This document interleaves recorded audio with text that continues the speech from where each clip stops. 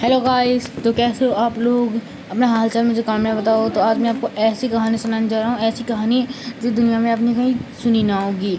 तो ये कहानी सुनने से पहले चैनल को सब्सक्राइब और वीडियो को लाइक कर देना। तो आइए कहानी में बढ़ते हैं। तो कहानी की शुरुआत में हमें गाँव दिखता है। उस गाँव में एक आदमी रहता है जो एक घर में रिश्ता मांगने जाता है, और वो एक लड़की से रिश्ता मांगने जाता है जिसकी उम्र 13-14 साल होती है ना। और वो आदमी वो होता है पूरे 40 साल का, है ना। तो इसमें कई सालों का गैप होता है। तो ये आदमी बहुत बड़ा था और ये लड़की बहुत बड़ी थी, है ना। पहले तो ऐसे ही चलता था बाल विवाह, तो वो उसे शादी करके घर ले जाता है ना।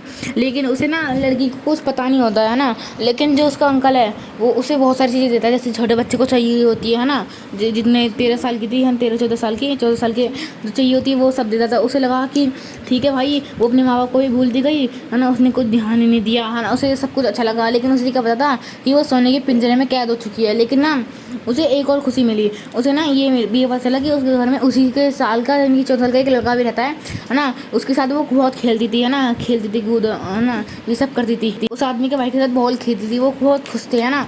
लेकिन उसे कुछ पता नहीं था, है ना। लेकिन जब वो बड़ी हुई थी, जब वो 18-19 की हुई, तो उसने उस आदमी ने अपने भाई को शहर भेज दिया पढ़ने के लिए, है ना। और इसी कारण से उसने बहुत मना करा लड़की ने कि इसे मत भेजो मत भेजो, लेकिन उसने भेज दिया पढ़ने के लिए। और वो लड़का चला गया, उसका भाई।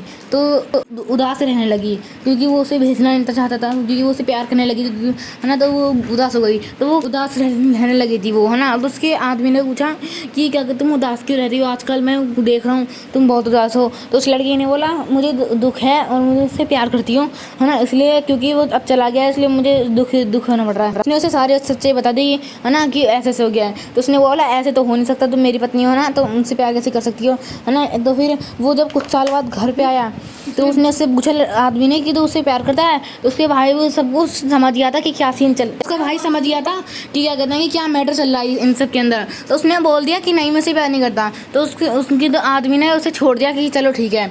और ये ना जल्दी से अगले दिन वो उसके लिए खाना लेके गया चुपचाप, जब उसका भाई खेत पे गया था, क्योंकि गाँव था, खेत पे गया था उसका, है ना। तो उसके लिए खाना लेके गया। तो खाना खाते समय उसने सब कुछ पूछ लिया, और उन लोगों ने सोचा कि यही सही समय है भागने का, और वो लोग वहाँ से भाग गए।